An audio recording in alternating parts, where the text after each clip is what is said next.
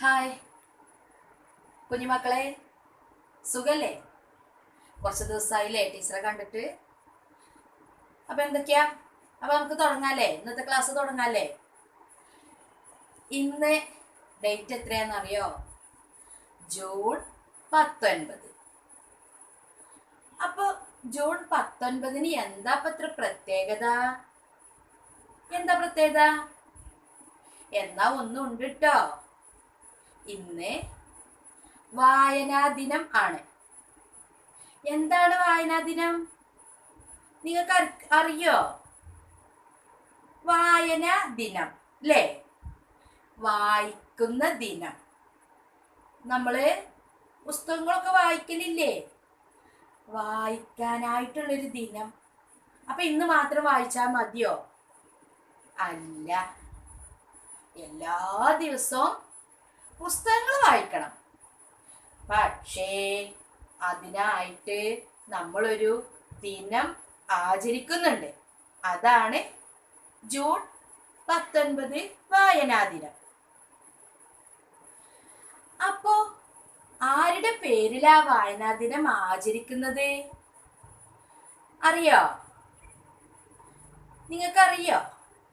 എന്നാ ടീച്ചർ പറഞ്ഞു തരാട്ടോ. P.N. പണിക്കർ എന്ന് പറയുന്ന ഒരു അധ്യാപകന്റെ പേരിലാണ് വായനാ ദിനം ആചരിക്കുന്നത്. എന്തിനാണ് ആചരിക്കുന്നത് എന്നറിയോ? അറിയോ? എന്തിനാന്നറിയോ? 1970 പാറശാല മുതൽ കാസർഗോഡ് വരെ മാഷും മാഷിന്റെ കുറെ കൂട്ടുകാരും ചേർന്നിട്ട് ഒരു ജാഥ നടത്തി. സാംസ്കാരിക ജാഥ ആണ് അതിന് പറയുന്ന പേര് കേട്ടോ. നിങ്ങൾക്ക് അതൊന്നും പറഞ്ഞാൽ അറിയില്ലല്ലോ. അത് എന്തിനാന്നറിയോ? അതിലുണ്ടായിരുന്ന മുദ്രാവാക്യം എന്തായിരുന്നു നിങ്ങൾക്കറിയോ? വായിച്ച് വളരുക, ചിന്തിച്ച് വിവേകം നേടുക. അത് പറഞ്ഞാൽ എന്താ? വായിച്ച് വളരുക, ചിന്തിച്ച് വിവേകം നേടുക എന്നായിരുന്നു ആ ജാഥയുടെ മുദ്രാവാക്യം. അതായത് എല്ലാവരും ഒരുപാട് വായിച്ചെങ്കിലേ നമുക്ക് അറിവ് കിട്ടുള്ളൂ. നമ്മുടെ കുഞ്ഞുണ്ണി മാഷിന്റെ ഒരു കവിത ഉണ്ട്. ഒരു കുഞ്ഞുണ്ണി മാഷിനെ അറിയോ നിങ്ങൾക്ക്? കുഞ്ഞുണ്ണി മാഷിനെ കുറിച്ച് പിന്നൊരു ദിവസം ടീച്ചർ നിങ്ങൾക്ക് പറഞ്ഞു തരാം. അപ്പോൾ കുഞ്ഞുണ്ണി മാഷിന്റെ ഒരു കവിത ഉണ്ട്. വായിച്ചാലും വളരും, വായിച്ചില്ലേലും വളരും. വായിച്ചാൽ വിളയും, വായിച്ചില്ലെങ്കിൽ വളയും. എന്താണ് ആ കവിതയിലെ അർത്ഥം? എന്താന്ന് മനസ്സിലായോ? വായിച്ചാലും വായിച്ചിട്ടില്ലെങ്കിലും വളരും. നമ്മളൊക്കെ വലിയ കുട്ടികളാവും അല്ലേ? വായിച്ചാലും വലിയ കുട്ടികളാവും, വായിച്ചിട്ടില്ലെങ്കിലും വലിയ കുട്ടികളാവും. പക്ഷേ വായിച്ചിട്ടാണ് നമ്മളെ വളരുന്നതെങ്കിലോ വിളയും. എന്ന് പറഞ്ഞാൽ എന്താ? ടീച്ചർ ഒരു ദിവസം പറഞ്ഞിട്ടുണ്ടെന്നില്ലേ, നമ്മള് ഡോക്ടർ ആകണം, എഞ്ചിനീയർ ആണ്, എയറോപ്ലെയിന്റെ ഡ്രൈവർ ആകണം എന്നൊക്കെ പറഞ്ഞിട്ടുണ്ടെന്നില്ലേ. അങ്ങനെ വലിയ വലിയ ആളുകളാവണമെങ്കിൽ വായിച്ചാലേ നടക്കുള്ളൂ. പുസ്തകങ്ങള് വായിച്ചാല് നമുക്ക് ഒരുപാട് കാര്യങ്ങൾ പഠിക്കാൻ പറ്റുള്ളൂ. നമ്മുടെ ഈ സ്കൂളിലെ പുസ്തകം മാത്രമല്ല, ഒരുപാട് പുസ്തകങ്ങൾ വായിക്കണം. അപ്പോൾ നിങ്ങൾ അക്ഷരങ്ങളൊക്കെ പഠിച്ച് നല്ല കുട്ടികളായിട്ട് വേണം അതൊക്കെ വായിച്ച് നല്ല കുട്ടികളായി വലിയ വലിയ കുട്ടികളാവാന് കേട്ടോ. പിന്നെ കുഞ്ഞുണ്ണി മാഷ് പറഞ്ഞ വേറെ ഒരു ചെറിയൊരു കാര്യം കൂടി ഞാൻ കുട്ടികൾക്ക് പറഞ്ഞുതരാം. സത്യമേ ചൊല്ലാവൂ, ധർമ്മമേ ചെയ്യാവൂ, നല്ലതേ നൽകാവൂ, വേണ്ടതേ വാങ്ങാവൂ. കുഞ്ഞുണ്ണി മാഷിന്റെ ഒരു കുഞ്ഞി കവിതയാണ്.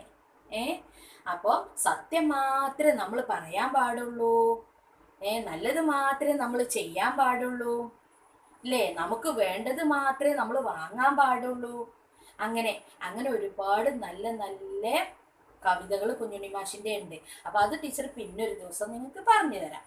ഇപ്പോൾ നമ്മൾ പണിക്കർ മുത്തശ്ശനെ കുറിച്ച് മാത്രമാണ് കാര്യങ്ങൾ പറയുന്നത്. അപ്പോൾ മുത്തശ്ശൻ അങ്ങനെ ഒരുപാട് കാലം അങ്ങനെ പുസ്തകങ്ങളൊക്കെ ശേഖരിച്ച് വലിയ വലിയ ഗ്രന്ഥാലയമൊക്കെ ഉണ്ടാക്കി അദ്ദേഹം ഒരുപാട് ആളുകൾക്ക് ഒരുപാട് അറിവുകൾ നൽകി. അദ്ദേഹം വലിയൊരു അധ്യാപകനായിരുന്നേ. അദ്ദേഹം അങ്ങനെ കുറേ അറിവ് നൽകി. പിന്നെ 1995 ജൂൺ 19 അദ്ദേഹം മരിക്കണത്. ആ 1996 ജൂണിനാണ് നമ്മൾ ഈ ദിനം വായന ആചരിക്കാൻ തുടങ്ങിയത്. അതെന്തുകൊണ്ടാണെന്നറിയോ? പിന്നെ നമ്മുടെ സർക്കാരിനും നമ്മളെ എല്ലാവർക്കും തോന്നി അദ്ദേഹം ഒരുപാട് കഷ്ടപ്പെട്ടിട്ടുണ്ട്. നമ്മുടെ വായനയ്ക്ക് വേണ്ടിയിട്ട് ഈ പുസ്തകങ്ങളൊക്കെ പിന്നെ ശേഖരിക്കാനും അതിന് വേണ്ടിയിട്ട് ഒരുപാട് അദ്ദേഹം കഷ്ടപ്പെട്ടിട്ടുണ്ടെന്ന് നമ്മുടെ സർക്കാരിനും ഗവൺമെൻറ്റിനും എല്ലാവർക്കും തോന്നിയപ്പോൾ അതിന് വേണ്ടിയിട്ടാണ് അങ്ങനെ ഒരു ദിനം ഉണ്ടാക്കി വെച്ചത്. അപ്പോൾ ഇനി എൻ്റെ കുഞ്ഞു മക്കൾക്ക് ടീച്ചർ ഒരു കുഞ്ഞു കവിതയും കൂടി ഇതിൻ്റെ കൂട്ടത്തിൽ തരാം. ഓക്കേ?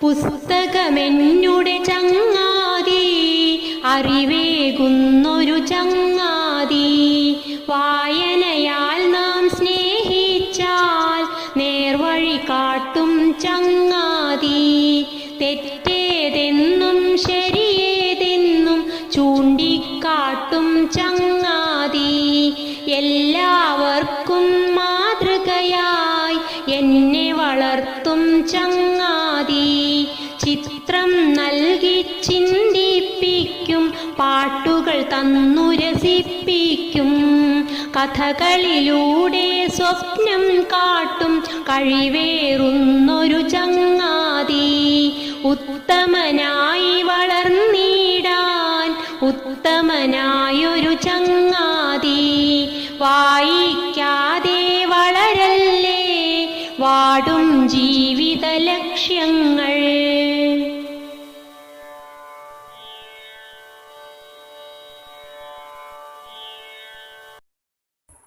അപ്പൊ പാട്ട് കേട്ടോ?